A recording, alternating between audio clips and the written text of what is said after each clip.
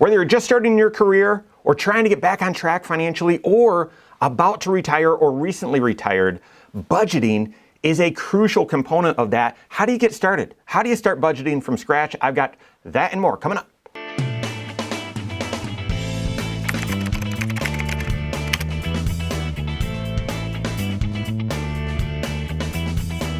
My name's Mike Bernard. I'm the host of the Wise Money Show. I'm also one of the certified financial planners right here at Korhorn Financial Group. Make sure you hit that subscribe button, turn on notifications, and smash that thumbs up button. Over the past 2 decades or so that I've been blessed to be a financial planner on an awesome team and serving lots of folks, it seems like the need for budgeting has grown to become an essential component of just about any financial stage that you're in. It used to be, or maybe this was just my perception, but that, a couple decades ago, well, you needed a budget when you were first getting your first job, or when you were starting a family, or getting your first house. Like, it was essential then, but as you grew financially, you sort of matured out of that. That's definitely not the case today, and I would say that shifted a long time ago, and maybe that was the wrong mentality to begin with. We are doing more and more budgeting work for folks that have a few $1 million, that are right on the cusp of retirement or in retirement, because they don't want the financial worry. They don't want the concern, right? Money is not an end, it's a means to an end. And if you're looking at your quality of life, do you want to be worrying about your money?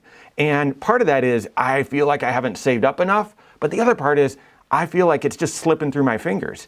And so how do you overcome that worry or that concern to have a little bit more financial peace? Well, doing the blocking and tackling of having that budget, having that visibility and that clarity of, hey, what's our cash flow? Where is money going? And is everything stable? Are we in a good spot? So therefore, whether you're just getting started and you've never really had a budget before in your life, this is your first time managing your finances, or maybe you've gotten off track like so many of us, it's time to get back on track, or you're about to retire or you're in retirement, having a budget or practicing this skill is essential. So how do you get started? Of course, before I get into a few tips that you can apply, you got to work with your certified financial planner, because your budget, culture says just put that in a corner, go get an app, and you're all set. However, that means it's disconnected from the rest of your financial life. And that's just not true.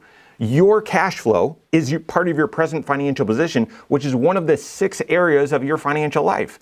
And those seemingly disconnected areas, those 6 areas, are actually connected when you are making any financial decision, but certainly big ones like retiring or buying a house or even buying vehicles or something like that. You've got to look at how those 6 areas of your financial life are integrated. Your present financial position, your protection planning, your tax planning, your investment planning, your retirement and even college planning, and your estate planning. So getting the budget right and having some skill developed here is crucial to your financial foundation and financial success. So where do you start?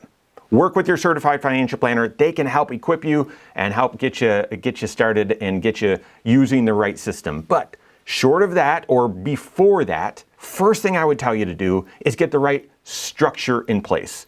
Most people, when they're thinking budget, they go get an app or they go online. And I haven't found a single one that I like. They help you with the last step, the third step that I'm going to share in just a second, but I haven't found a single one that helps you with the first step. And that is just mapping out how much income is coming in each month, and then how much of it are you saving, how much of it are you giving, and how much of it are you spending in the right categories. Most of the time, if you were to type in budget or create or go find a budgeting app, all it's going to do is tell you, here's how much you want to spend, how much do you want to spend going out to eat? How much do you want to spend at groceries? How much do you want to spend shopping? It just tracks your immediate spending in certain categories. But that is disconnected oftentimes from, well, is that the right amount? Should I be spending that much? Do I need to spend a little bit less? Could I afford to spend a little bit more?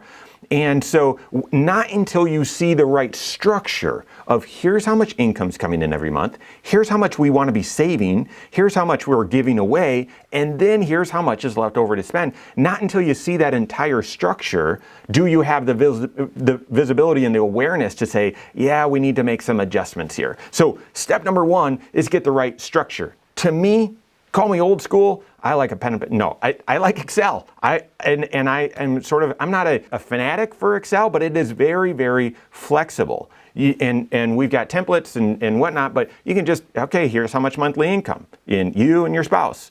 And then here's how much we're saving in 401k, Roth IRA, 529, those sorts of things, or even a savings goal right there. Here's how much we're giving away. And then here's how much we're spending. And I break that spending up into fixed monthly expenses. So it's going to show up every month and it's going to be the exact same amount. And then variable monthly expenses. And those are ones where you're going to flex a little bit. It might not be the exact amount every single month, but it's still going to be a monthly expense. I would start with that structure. And as you do that, then you can see, well, what adjustments do I need to make, all right there on one page. Once you have the right structure, that bleeds right into the next step, and that is the right goals, okay? Once you've got that structure, you want to start filling in numbers, and I get that. Start with inputting the right goals, the right whys, the right purpose. This goes back to one of my favorite analogies, a famous analogy from Stephen Covey, who talks about how, well, we all have certain priorities in life, and yet if those are taking the shape of pebbles and sand and large rocks, and you got to fit it all in a cylinder, if you put the sand in first and then the pebbles and then the rocks, it's not all going to fit. But if you put in that finite container that we all have, if you put the big rocks in first, the priorities in first, and then the pebbles and then the sand, it will all fit.